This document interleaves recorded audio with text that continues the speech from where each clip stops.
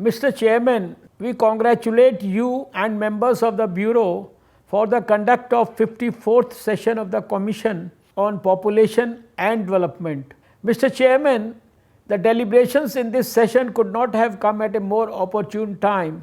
The theme, population, food security, nutrition and sustainable development, is of critical importance at all times.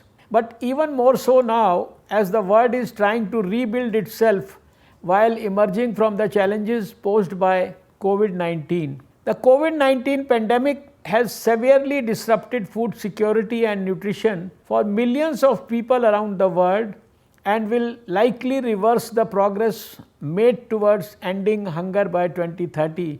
The Government of India accords the highest priority to food security and nutrition as evidenced by the various national legal instruments and schemes over the last few years. Legislation such as the National Food Security Act 2013, mandating food and nutrition entitlements for children, pregnant and breastfeeding mothers, provide a strong policy framework for protecting, supporting and promoting food security and nutrition interventions, especially during periods of greatest vulnerability for children and women. A wide spectrum of national programs contributes to improved nutrition outcomes, addressing both the immediate and the underlying determinants of undernutrition through nutrition-specific and nutrition-sensitive interventions. The largest of all, the Targeted Public Distribution System, distributes 58 million tons of wheat and rice at highly subsidized prices, covering 814 million people across all states in our country. The government's flagship midday meal program provides daily meals to over 120 million children between classes 1st and 8th in all government and government aided schools, with nutritious cooked meals resulting in improvement in school enrollment, retention and attention, even while reducing classroom hunger, thereby improving learning outcomes.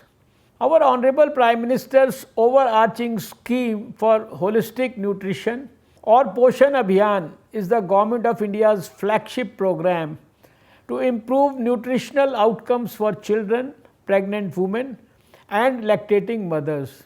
Even during the COVID-19 crisis, while making efforts to contain the spread of the pandemic, the Government of India has taken concerted action to ensure that food security and nutrition services are not compromised, and vulnerable groups such as farmers, daily wage earners, women, self-help groups and poor senior citizens are provided the support necessary in these unprecedented times.